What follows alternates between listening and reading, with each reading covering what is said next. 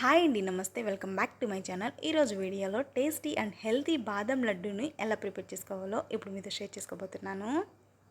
Dry fruits ఆరోగ్యానికి చాలా మంచివి కదా, అయినా చాలామంది వాటిని తినడానికి అంతగా ఇష్టపడరు, అందులో పిల్లలు మెయిన్గా కదా. సో అలాంటప్పుడు వారికి ఇలా టేస్టీగా బాదం లడ్డూని ప్రిపేర్ చేసి పెట్టండి, ఇక ప్లేట్ ఖాళీ చేయడం మాత్రం పక్కా. అండ్ అలాగే ఈ డ్రై ఫ్రూట్స్ ఎవరైతే తినని వాళ్ళు ఉంటారో సో వాళ్ళకి హెల్దీ స్నాక్ని కూడా ఇచ్చిన వారు అవుతాం కదా. సో పిల్లలు ఎంతో ఇష్టంగా తినే ఈ టేస్టీ హెల్దీ బాదం లడ్డుని ఎలా ప్రిపేర్ చేసుకోవాలో చూసేద్దామా.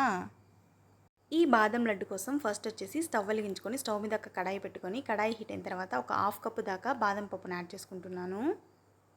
నేను ఇక్కడ వచ్చేసి ఈ బాదం పప్పుని పీల్ తీసేసుకొని యాడ్ చేసుకుంటున్నాను. మీరు కావాలనుకుంటే పీల్ ఉంచుకొనైనా యాడ్ చేసుకోవచ్చు. నెక్స్ట్ వచ్చేసి ఏ కప్పుతో అయితే బాదం పప్పును తీసుకున్నామో సో అదే కప్పుతో హాఫ్ కప్పు దాకా క్యాషూస్ని యాడ్ చేసుకోవాలి. నెక్స్ట్ వచ్చేసి ఫ్లేవర్ కోసం ఇలాచీని యాడ్ చేసుకుంటున్నాను. మీరు ఇవే డ్రై ఫ్రూట్స్ని కాకుండా మీకు నచ్చిన డ్రై ఫ్రూట్స్ని లైక్ పిస్తా, వాల్నట్స్ ఇలా మీకు నచ్చిన డ్రై ఫ్రూట్స్ని యాడ్ చేసుకోవచ్చు. ఇలా డ్రై ఫ్రూట్స్ని యాడ్ చేసుకున్న తర్వాత మంటను లో ఫ్లేమ్లో పెట్టుకొని ఒక 10 to 15 మినిట్స్ దాకా డ్రై రోస్ట్ చేసుకోవాలి. ఇప్పుడు ఈ డ్రై ఫ్రూట్స్ కొంచెం దోరగా ఫ్రై అయిన తర్వాత వీటన్నింటినీ కొంచెం చల్లారనివ్వాలి. ఇలా చల్లారినటువంటి ఈ డ్రై ఫ్రూట్స్ని ఒక మిక్సర్ జార్లోకి ట్రాన్స్ఫర్ చేసుకుందాం. ఇలా డ్రై ఫ్రూట్స్ని యాడ్ చేసుకున్న తర్వాత నెక్స్ట్ వచ్చేసి స్వీట్నెస్కి తగినంత బెల్లాన్ని యాడ్ చేసుకోవాలి. నేను ఇక్కడ వచ్చేసి 1 కప్పు దాకా బాదం అండ్ అలాగే క్యాషూస్ని తీసుకున్నాను కదా. సో 1 కప్పు బాదం క్యాషూస్కి ఒక 6 to 7 స్పూన్స్ దాకా బెల్లాన్ని యాడ్ చేసుకుంటున్నాను. కప్స్లో అయితే హాఫ్ కప్పు దాకా బెల్లం అయితే కరెక్ట్గా సరిపోతుంది.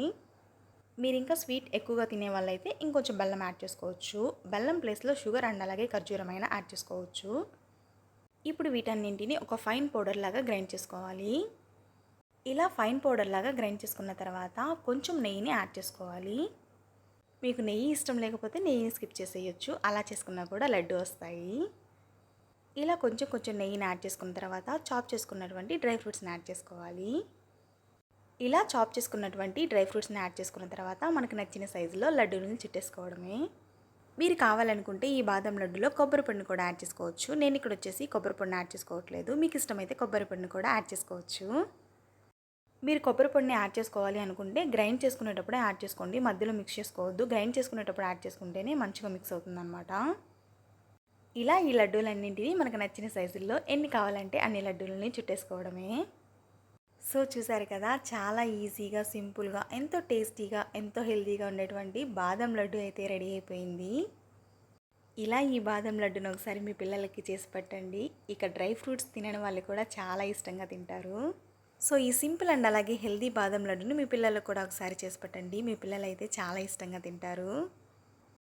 ఐ హోప్ ఈ వీడియో మీకు నచ్చిందని అనుకుంటున్నాను. మీకు కనుక ఈ వీడియో నచ్చినట్లయితే లైక్ చేయండి అండ్ అలాగే మీ ఫ్రెండ్స్ అండ్ ఫ్యామిలీ మెంబర్స్కి షేర్ చేయండి. Finally, don't forget to subscribe to my channel. Don't forget to hit the bell icon and alage ee video ni end varaku chusinanduku thank you so much.